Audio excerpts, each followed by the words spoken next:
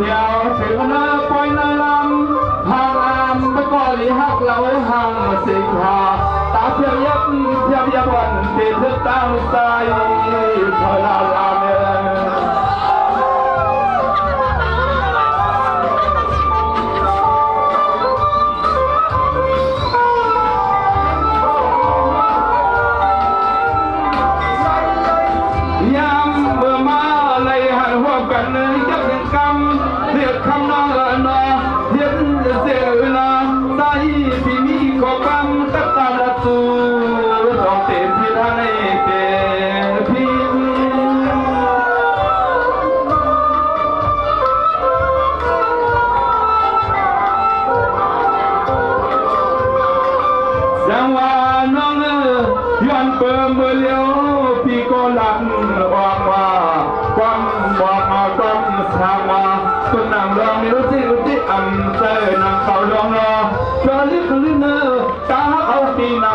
ก็เอาไว้เปียงน้องเมียงสู้ปล่อยดิบ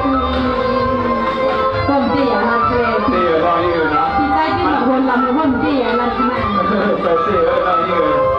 ก็เมื่อปีนี้จังเลยนะเตี๋ยเราอยู่นะยามเมื่อตัวเดียวในน้ำน้ำสังเสริญมันอับเตียงไงใจปีโป้ขยินโค้งมือในบินหน้าตายเพียงกลางลิตางห่างเราวันนุ่มเสียงน้องเสียวมือกว่าขึ้นหัวนอนหน้าจำกว่าขึ้นหัวนอนหน้าจำเลยนะ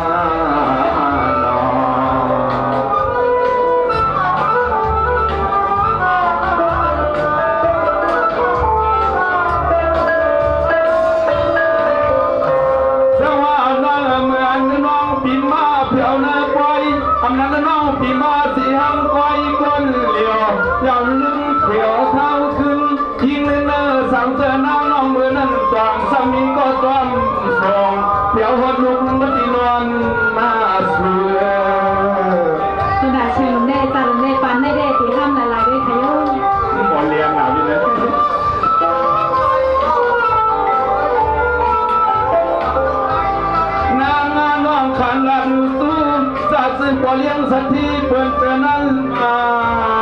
ตาไหลกำเยอะลายก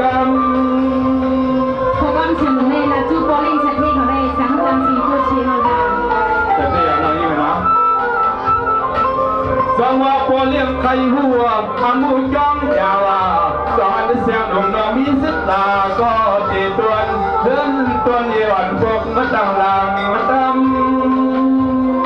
ขณะเชียงในตอนจะเป็นมีนาเดินนาเย็นวันนี้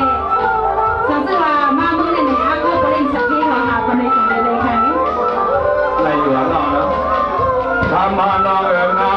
สังเกตมันเติมเมียวไอ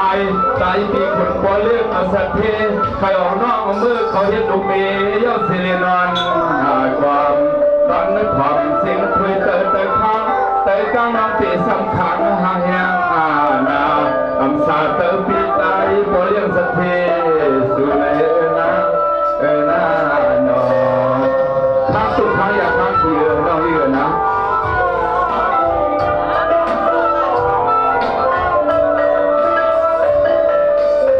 สว่างน้องก่อนเมื่อไกลที่ว่าอันเปลี่ยนแต่ก่อนจะฟังบ้านน้องก่อนที่ว่าความมาลายเปลืองเสียงแหงเงินสูงนั่นลุงตีนอนปากขวานั้นมีผู้ใจ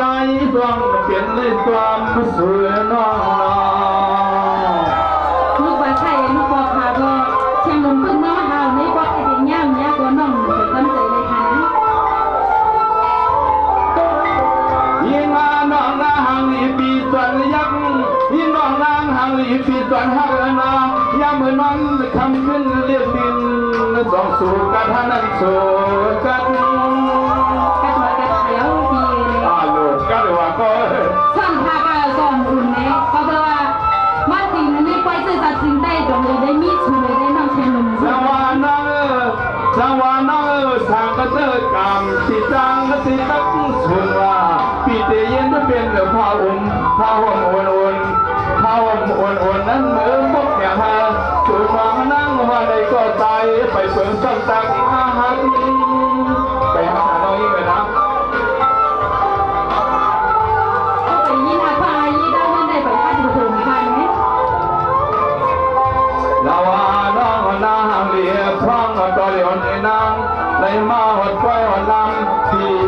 ขอความมาน้องบ่อยยอมตามบ่เลี้ยงสติปิสิอาญาคำความน้องบ่ได้มีก็นอนตามตึงหงกวางสวงฝันบ่เลี้ยงสเตียมเขาเลยเต้าไม่เมามอง ในพี่ใจมือไงในพี่ผู้ดังตัวก็จะอยู่ผู้หลักเองก็ถึงชวนเลยผู้บริษัทที่เขาหยอดนอกชายหนุ่มนึกเป็นมองไทยนะ ตอนนี้เกิดว่าเขาควายถอดมือใหม่พวกไรก็เร็วพี่ผู้หญิงกันทำนี่เลยนะสว่างน้องเป็นลูกบ่เลี้ยงสติเขาอันนี้ตีนาเป็นก้อนรวมมองที่ว่าอยากตัวอีกลังบ่เหมือนหออยากตัวต่อบ่เหมือนไปคนมาหันสูนเล่าตามวนในบทอ่านมันลูกนี้ลูกมีบ่เลี้ยงสติเดือดเศร้าน้ำตามันหาสอนนี่น้อง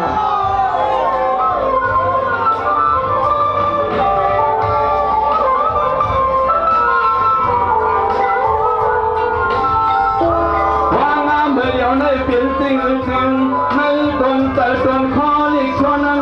สางเจอมันจะมียังไงใส่ปีโป้ไข่เมื่อลิ้นทวงมาผ่าอกน้องเต่าตัว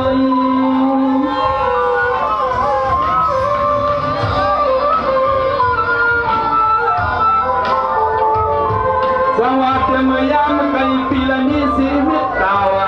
หักหน้าตวนหน้าต่างตีนางว่าเลยน้องก็แค่น้องกวางก็เตี๋ยวโหดางมาพอย